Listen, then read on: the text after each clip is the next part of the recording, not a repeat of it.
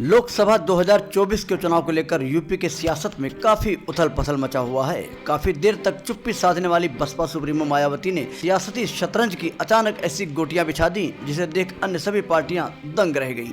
खासकर पूर्वांचल की राजनीति में खलबली मच गई। बसपा सुप्रीमो द्वारा चली गई सियासती मोहरों की चाल सब पर भारी पड़ रहा है। सुस्त पड़ा हाथी अब चुनावी कुरुक्षेत्र में दौड़ने के लिए दम भर रहा है, जिसकी चिघाड़ से सभी दल के नेता बौखलाए हुए हैं। अभी तक यूपी में खासकर बीजेपी, सपा व कांग्रेस चर्चा में थी, मगर अब बसपा ने जब प्रत्याशियों की लिस्ट खोली तो सभी हैरान हो उठे। इस बार शायद बसपा ने भी कुछ कर गुजरने की जिद ठान ली है। चर्चा है कि बसपा सुप्रीमो मायावती व आकाश आनंद ने मिलकर इस बार जातीय समीकरण को देखते हुए चुनावी कुरुक्षेत्र में प्रत्याशियों को उतारने का फैसला लिया है। जिसे देखते हुए हाल फिलहाल में जब प्रत्याशियों की लिस्ट जारी हुई तो उसमें ब्राह्मण के साथ यादव भी थे।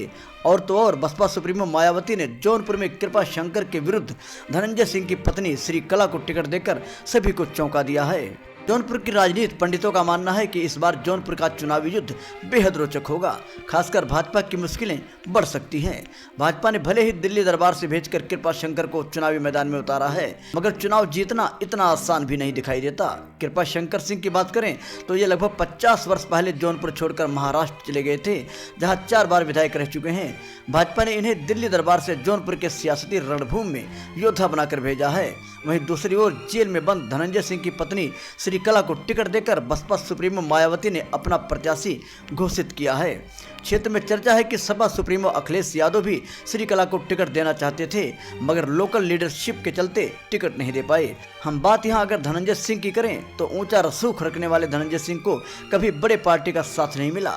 2009 में ये बसपा के टिकट पर चुनाव जीते और सांसद बने।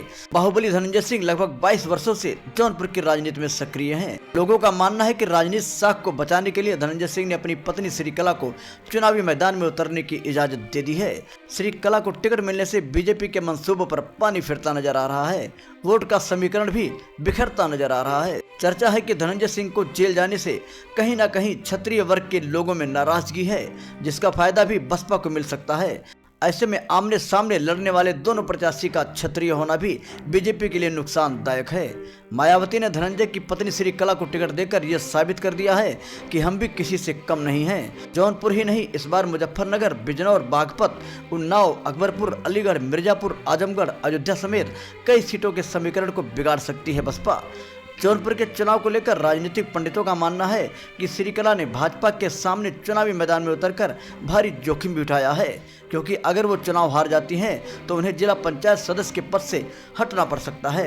और अगर बीजेपी को शिकस्त देकर जीत हासिल करती हैं तो मान सम्मान में 4 चांद लग सकता है। हालांकि चर्चा के मुताबिक श्री कला के क्षेत्र में अच्छी पैठ है। राजपूतों के साथ ही महिलाओं का भी समर्थन इन्हें मिल रहा है।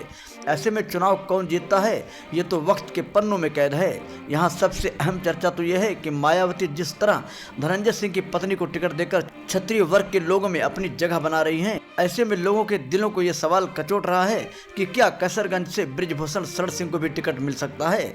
लोगों में यह भी चर्चा है कि मायावती व बृजभूषण में काफी मतभेद हैं, जिसके चलते बृजभूषण हाथी पर नहीं सवार होंगे। परंतु ये सियासत है, यहाँ कुछ भी असंभव नहीं है। चर्चा के मुताबिक ये बात सच है कि मंच पर बृजभूषण शरण सिंह व मायावती में काफी तल्की रहता था, लेकिन मायावती ने खुद कहा था कि बृजभूषण सिंह अपनी बात के धनी नेता हैं, वो अपनी जनता के लिए लड़ना जानते हैं। ऐसे ही नेताओं की जरूरत है। खैर, ये सियासत का दांव पेच है, यहाँ कब क्या हो जाए कुछ कहा नहीं जा सकता।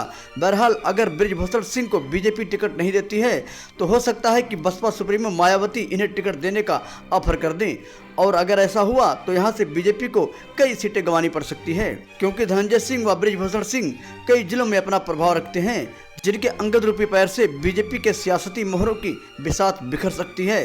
हालांकि कैसरगंज सीट को लेकर बृजभूषण सिंह पर सपा व बसपा दोनों की निगाहें निगेबान हैं। अब देखना तो ये होगा कि बीजेपी अपनी सीट जिताने के लिए नेताजी को टिकट देती है या बृजभूषण सिंह किसी और का दामन थामते हैं। हम उम्मीद करते हैं कि ये वीडियो आपको जरूर अच्छा लगा होगा। न्यूज NNC 24 आपके लिए देश विदेश की खबरों के साथ ऐतिहासिक कहानियाँ, प्रेरक कहानियाँ, podcast, interviews, health issues, Bollywood news, sports और ऐसे अन्य पहलुओं के बारे में आपको सही जानकारी देने की कोशिश करता है। दोस्तों, ऐसी ही और वीडियोस देखने के लिए न्यूज NNC 24 चैनल को सब्सक्राइब करें, जिससे आने वाली हर अपडेट आपको मिलती रहे। आप अपने फीडबैक को हमारे चैनल न्यूज NNC 24 के कमेंट बॉक्स में भेज सकते हैं।